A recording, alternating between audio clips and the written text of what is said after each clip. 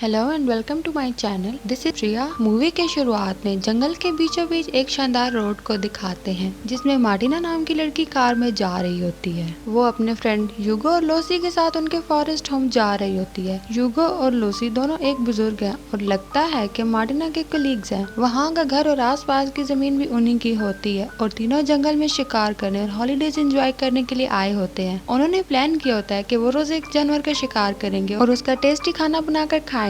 वहाँ पहुँचते ही लूसी थक जाती है और युगो से कहती है कि पास के गांव में एक पब है, चलो वहाँ जाकर 2 पैग मार कर आते हैं। युगो भी मान जाता है और मार्टिना से कहता है कि तुम घर लॉक करके आराम करो, हम सुबह आने तक वापस आ जाएंगे। और ये कहकर वो वापस चले जाते। अब अगले दिन सुबह जब ये नहीं लौटते तो मार्टिना उन्हें ढूंढने लगती है। फिर वो पहाड़ों के बीच एक रास्ते से होकर गाँव की ओर चल रही होती है। युगो और लूसी का पालतू कुत्ता भी उसके आगे आगे चल रहा होता है। अब अचानक कुत्ता बहुत भौंकने लगता है और वहीं पर रुक जाता है। मार्टिना आगे चलती है तो किसी चीज से टकराती है और मार्टिना ये देखकर हैरान हो जाती है क्योंकि वहाँ कुछ भी नहीं होता। तो आखिर उसे क्या रोक रहा है? वो हाथ लगाती है तो उसे पता चलता है कि उस पार पर एक इनविजिबल दीवार है जो आंखों को नहीं दिखती लेकिन बहुत ही मजबूत है। मार्टिना बहुत कोशिश करती है पर ना तो वो उसको तोड़ सकती है और ना ही उसे क्रॉस कर सकती है। कुछ देर दम लगाने के बाद वो थक हार कर बैठ जाती है और थोड़ी देर के बाद फिर कोशिश करती है और फिर बैठ जाती है। कुछ घंटे बाद वो घर वापस जाने का फैसला करती है और कुत्ते को साथ लेकर चल देती है। अगले दिन सुबह वो फिर इस रास्ते से आती है और समझती है कि मेरा कोई ये वहम है, मैं कहीं पागल तो नहीं हो गई, यहाँ पर कोई दीवार है ही नहीं, शायद ये मेरा वहम ही होगा। इस तरह सोचकर वो फिर उस जगह पहुंच जाती है लेकिन अब भी वो इस जगह को क्रॉस नहीं कर पाई। उसे अब जरा डर लगने लगा है। वो फिर से घर लौट रही होती है कि रास्ते में एक बुजुर्ग कपल को देखती है और लगता है कि ये दोनों कोई काम कर रहे हैं। उन्हें देखकर मार्टिना को थोड़ी तसल्ली होती है और वो हेलो हेलो कहकर उन्हें पुकारती है। जब वो पास पहुंचती है तो वहाँ पर भी उसे कोई इनविजिबल चीज रोक रही होती है। लगता है यहाँ पर भी कोई इनविजिबल दीवार है। इतना ही नहीं, वो उन दोनों बुजुर्गों को देखकर ये लगता है कि ये इंसान नहीं कोई पुतले हैं। अब मार्टिना अपनी बाइनोकुलर से उन्हें क्लोजअप करके देखती है तो उसे लगता है कि ये इंसान ही है जो कि वक्त के किसी पल में रुक गए हैं और वहीं फ्रीज हो गए हैं। मार्टिना सोचती है कि ये इनविजिबल दीवार के उस तरफ सभी लोग मर चुके हैं और ये दृश्यों के बीच वो जंगल में अपने दिन काटने लगी है। रोज की तरह वो एक दिन जंगल में चल रही होती है कि अचानक उसे एक गाय दिखाई देती है। पहले तो मार्टिना डर कर दूर भागती है लेकिन फिर वो अपने अकेलेपन के बारे में सोचकर गाय को भी साथ ले लेती है। लगता है गाय की मिल्टिंग हो चुकी थी और वो रोज दूध देती है। इससे मार्टिना अपना चाय और कॉफी बना लेती है। बदले में वो गाय के लिए बहुत सारा घास काट कर लाती है और बहुत मेहनत करके उसकी देखभाल करती है। एक दिन मार्टिना घर के पीछे वाले रास्ते से अपनी कार लेकर जा रही होती है कि कुछ दूर जाकर गाड़ी किसी चीज से टकरा जाती है। लगता है वहाँ पर भी कोई इनविजिबल दीवार है। वहाँ से लगभग 20 फुट की दूरी पर एक और कार भी इसी तरह रुकी हुई होती है। तब वो अंदाजा लगाती है कि इस इनविजिबल दीवार की थिकनेस लगभग 20 फुट है। अब आप ही बताइए कि इतनी मोटी दीवार को कैसे तोड़े या हटाएं, और ऐसी दीवार को हम कैसे तोड़ेंगे जो कि दिखाई भी नहीं देती और न जाने किस ने यहाँ ला कर रखा है। ये कहाँ शुरू होती है और कहाँ खत्म होती है इसका मार्टिना को कोई अंदाजा नहीं होता। अब इस परिस्थिति में इसे क्रॉस करना तो बिल्कुल ही नामुमकिन है। ये सोचकर वो मायूस हो जाती है और घर लौट आती है। अब वहाँ बस जाने के सिवा मार्टिना के पास कोई रास्ता नजर नहीं आता, इसलिए वो सर्दी के मौसम से पहले ही अपनी और गाय की जरूरत की सारी चीजें इकट्ठी करके ले आती है। फिर चूल्हे के लिए ढेर सारी लकड़ियाँ भी इकट्ठी कर लाती है। यहाँ रहकर उसने आलू और कई सारी सब्जियां भी उगा ली होती है। उन्हें काट कर अगले 6 महीने के खाने का इंतजाम कर लेती है। एक दिन वहाँ पर एक बिल्ली आ जाती है और मार्टिना उसे भी घर पर रख लेती है लेकिन उसका सच्चा साथी तो उसका कुत्ता ही होता है और वो उसके बहुत प्यार करती है। कभी कभी वो जंगल में जाकर शिकार भी करती है। पहले दिन वो हिरन के शिकार करने की कोशिश करती है पर ठीक से एम नहीं कर पाती और घर लौट आती है। लेकिन अगले दिन वो फिर कोशिश करती है और इस बार उसका निशाना नहीं चूकता। मरे हुए हिरन को घर ले आती है और फिर कट करके टेस्टी खाना बनाकर खाती है। अगले दिन फिर वो पहाड़ पर पहुंचती है। वहाँ सूरज की रोशनी से रंगा हुआ आसमान देखकर उसकी सुंदरता में खो जाती है और वहीं पर सो जाती है। जब वो घर लौटती है तो वो बिल्ली का बच्चा हुआ होता है और इसी तरह उसके दिन हफ्तों में और हफ्ते महीनों में बदल जाते हैं और उसकी जिंदगी जरा आराम से कट रही होती है। एक दिन अचानक तेज तूफान आ जाता है और बर्फ भी गिरने लगी है। बिल्ली का बच्चा बेचारा बीमार होकर मर जाता है और मार्टिना दुखी होकर उसे दफना देती है। वो अपने रोज के एक्सपीरियंसेस को एक डायरी में लिख रही होती है ताकि वो यहाँ की जिंदगी को भूल ना पाए और बाहरी दुनिया से इस तरह कट कर रहते रहते से डर लगता है कि कहीं वो पागल ना हो जाए। वहाँ एक ही डायरी होती है और उस डायरी के खत्म हो जाने तक ही वो इसे लिख सकती है। जब उसकी डायरी भर जाएगी तो ये कहानी भी यहीं पर खत्म हो जाएगी। कुछ ही दिनों में बहुत ही कठिन जाड़े का मौसम आ जाता है। मार्टिना बेचारी अब घर में ही बंद हो जाती है। खाने पीने की सारी चीजें घर पर होती हैं और वो रोज कुछ न कुछ पकाकर खा लेती है लेकिन वो कहीं बाहर नहीं जाती और सारा दिन घर के अंदर ही रहती है। इसी बीच गाय का बछड़ा होता है और मार्टिना डिलीवरी में गाय की मदद भी करती है और बड़ी मुश्किल से बछड़ा को बाहर निकालती है। बछड़ा पैदा होता है और मार्टिना उसे भी संभालती है और किसी तरह जाड़े का मौसम बीत जाता है और मार्टिना घर पर ही रहकर तंग आ चुकी थी। अब उसकी डायरी में 25 मई लिखा होता है और मार्टिना लिखती है कि इस जंगल में रहते रहते लगभग 1 साल गुजर चुका है और इस बात की एनिवर्सरी मनाने के लिए मैं पहाड़ पर जाने वाली हूँ। फिर वो कुत्ते को लेकर पहाड़ पर जाती है और शाम तक तक वहीं पर रहती है। वो सोचती है कि जो हो गया सो हो गया, अब मैं नई जिंदगी की शुरुआत करूंगी। ये सोचकर वो घर लौटती है और वो पहले जैसी मायूस नहीं होती और अपनी डायरी देखने लगती है। अब रितमों का चक्र फिर एक बार शुरू हो जाता है। गर्मी, बरसात और ये सारे मौसम बदलते रहते हैं और आते जाते रहते हैं। फिर एक बार जाड़ों का मौसम आता है और मार्टिना उसका सामना आसानी से कर लेती है। फिर बसंत ऋतु आती है और तब मार्टिना एक सफेद कौवे को देखती है। वो जरा घबराया हुआ लगता है क्योंकि बाकी काले कौवे उसको भगा रहे थे। उसे देखकर मार्टिना को यह लगता है कि ये भी मेरी जिंदगी की तरह ही है, क्योंकि जंगल में अकेला है और पास की किसी भी चीज से उसका कोई संबंध नहीं है। लेकिन फिर भी वो घबरा कर भागा नहीं है, बल्कि उसने जिंदगी के असली मतलब को समझा और उसे अपनाया। उस कौवे में अपनी सच्चाई को देखकर मार्टिना को उससे हमदर्दी होने लगती है। वो उसे खाना देती है और कुछ दिन यूं बीत जाते हैं और मार्टिना धीरे धीरे अपनी पुरानी जिंदगी भूलने लगती है। एक दिन वो अपने कुत्ते के साथ पहाड़ से लौट रही होती है तो उसे उस दृश्य को देखकर उसकी सांस ही रुक जाती है। पागल से देखने वाला एक आदमी मार्टिना के गाय के बच्चे का सर काट रहा होता है। लगता है कि ये आदमी भी मार्टिना की तरह इनविजिबल दीवारों के बीच में फंस चुका है, लेकिन शायद वो मार्टिना जैसा सुलझा हुआ इंसान नहीं है, यहाँ अकेले रहकर पागल हो चुका है। उस आदमी को ऐसी घिनौनी हरकत देखकर मार्टिना